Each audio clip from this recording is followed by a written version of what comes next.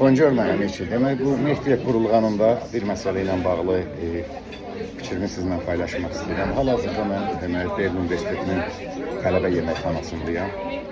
Demək burada tələbələr üçün İsveçrə bilirsiniz ki, olduqca bahalı ölkədir. Yəni bir dənə dönəri burada ayranla 16-17 franka gəlir çıxır. Bu da hardasa 35 manata yaxındır. Yani 17 frank. Ağır bir döner de yani. Ama burada tələbə yeməkxanasında bu gördüyünüz yemək demək kartof, mal əti göbələklə, salat, su və bu orada da qoyublar da. Mən bu ləpəni xoşlayıram, özüm tökdüm yanına. 8 frank 50 qəpik, 50 rappi, 8 yarım. Bu hardasa bizim bundan nə bilim 14-15 bəlkə də biraz çox edir. Bunu nəyə görə deyirəm? Mən ümid edirəm ki, bizim Təhsil Nazirimiz Emin Əmrullayev və cənabları bizim tələbələrimizə də belə şərait yaradır da. Yəqin ki, dana bastırması zadı, hər şey var, özü qəpik quruşadır. Bilirsiniz dostlar, yəni bu Mehdiyyət qurulğanının arxasınca mənə elə gəlir ki, çox reformalar getməlidir. Yəni biz belə ümid edirik, ən azından inanırıq buna.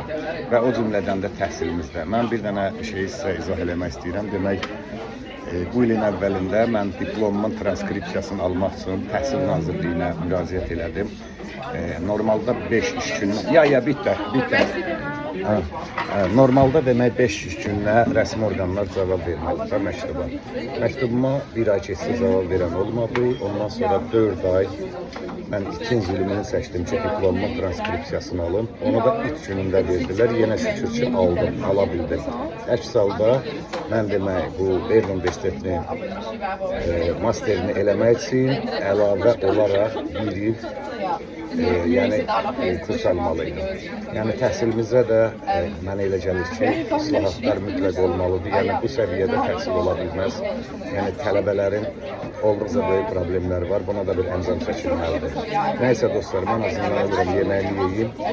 Sizə də uğurlar arzulayıram və yaxın günlərdə yəni böyük fırtınalar gözləyirik. Hamınıza salam aleykum olsun. Allah Azərbaycanımızı qorusun.